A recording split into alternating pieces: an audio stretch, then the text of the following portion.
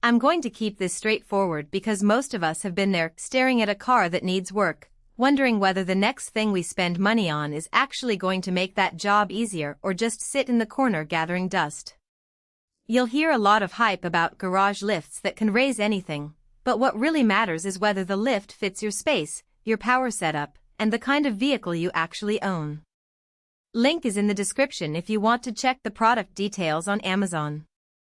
First off, the biggest hesitation I hear from people is the fear of overpaying for a lift that ends up being too bulky or too weak for their everyday needs.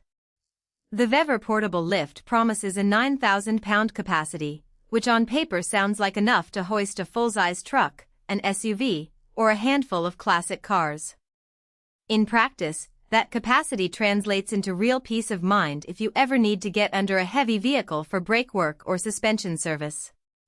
The lift's electric motor does the heavy lifting for you, so you're not wrestling with a hand crank every time you raise a 4,000-pound sedan.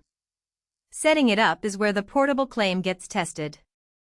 The unit arrives on a pallet with 4 sturdy lifting columns, a power unit, and a set of wheels that let you roll it around the garage. I've taken one out of a modest 3-car garage, wheeled it onto a concrete slab, and plugged it straight into a standard 120-volt outlet, no special 3-phase service required. Within a few minutes, the columns lock into place, the rubber pads settle on the vehicle's frame rails, and the lift is ready to climb. The whole process feels like assembling a large piece of furniture, but you don't need a toolbox. The instructions are clear, and the mechanical security lock clicks firmly once the lift reaches the desired height. Now, the real value shows up in day-to-day use.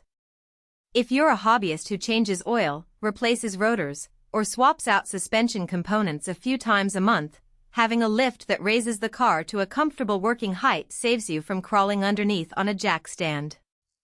I've used the lift to bring a mid-size SUV up to about 24 inches, which is perfect for getting under the wheel wells without straining my back. The electric lift raises the vehicle in a smooth, steady motion, no jerky starts that could make a fragile brake line wobble.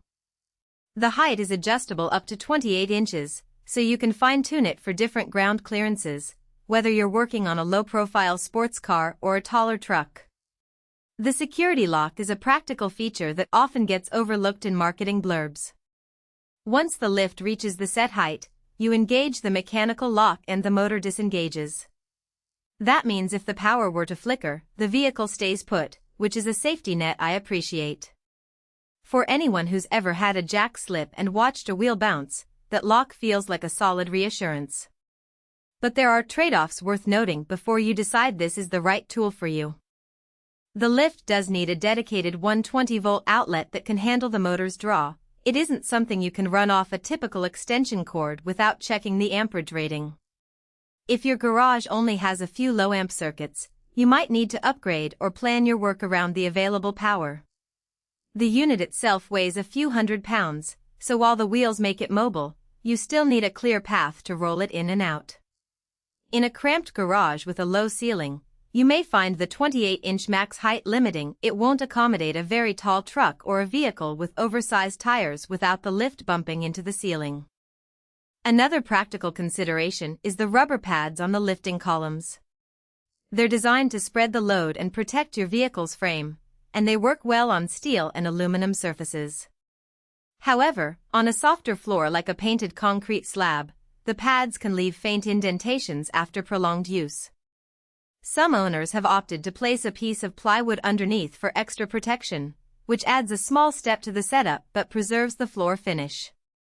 Who should consider buying this lift?